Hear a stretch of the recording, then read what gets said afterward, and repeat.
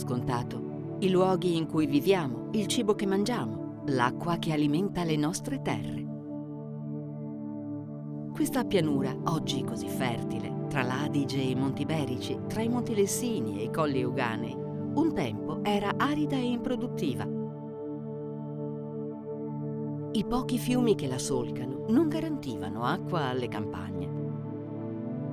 Allora gli uomini si misero insieme e costruirono un grande canale per portare la risorsa dove non ce n'era. Il canale portò la vita. Quel canale si chiama Leb. L'acqua del Leb trasformò il territorio.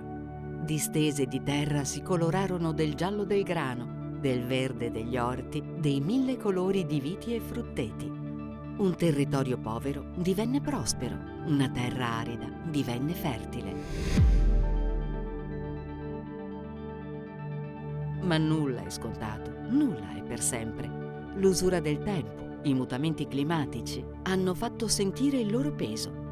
Il canale lanciò l'allarme e con lui il territorio. E così gli uomini si sono attivati nuovamente, nel solco di quanto fatto 50 anni prima. Hanno progettato la ricostruzione, trovato i finanziamenti, aperto i cantieri. Oggi il Leb rinasce e con lui un intero territorio che riscopre il suo futuro. Oggi come ieri, il Leb